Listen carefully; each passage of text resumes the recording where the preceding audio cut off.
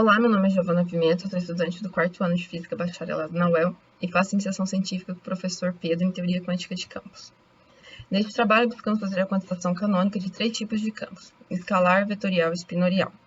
Este processo consiste em fazer a segunda quantização da função de onda do sistema quântico que estamos trabalhando.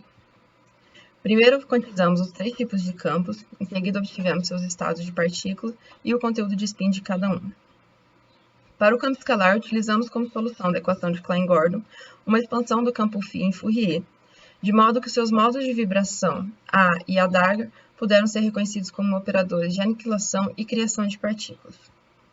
Assim como na mecânica quântica usual, precisamos de uma relação de comutação para quantizar nosso sistema.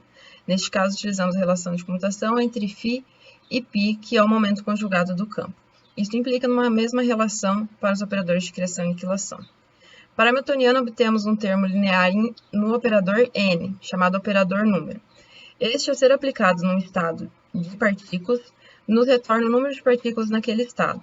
Para obter as quantidades conservadas da teoria, utilizamos o teorema de Noether, onde para a obtenção do tensor de momento angular, utilizamos uma transformação de Lorentz.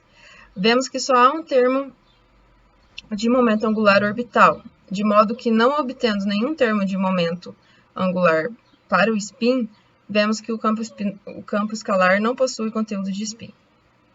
Para o campo espinorial, utilizamos como solução da equação de Dirac 2 tipos de spinores.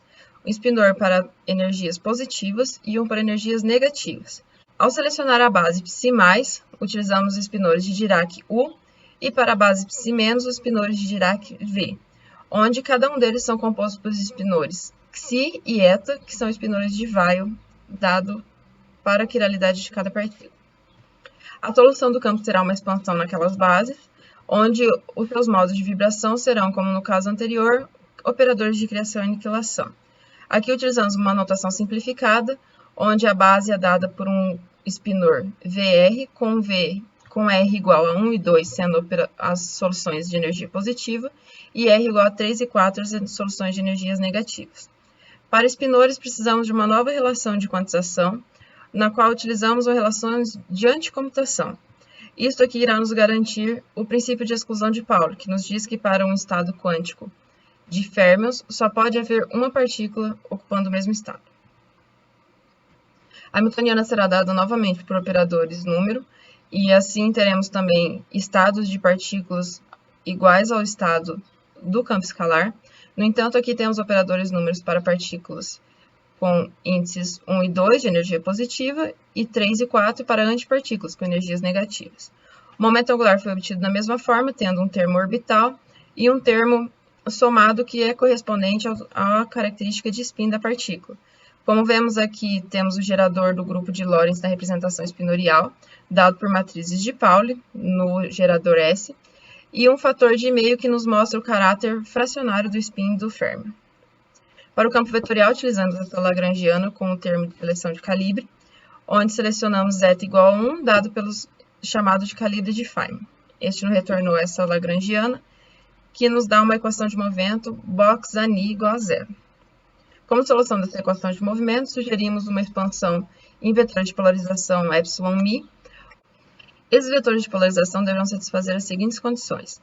Para lambda igual a 1 e 2, teremos polarizações transversais da direção de propagação da onda. E para lambda igual a 0 e 3, teremos polarizações dadas paralelas e antiparalelas à propagação de onda deste campo.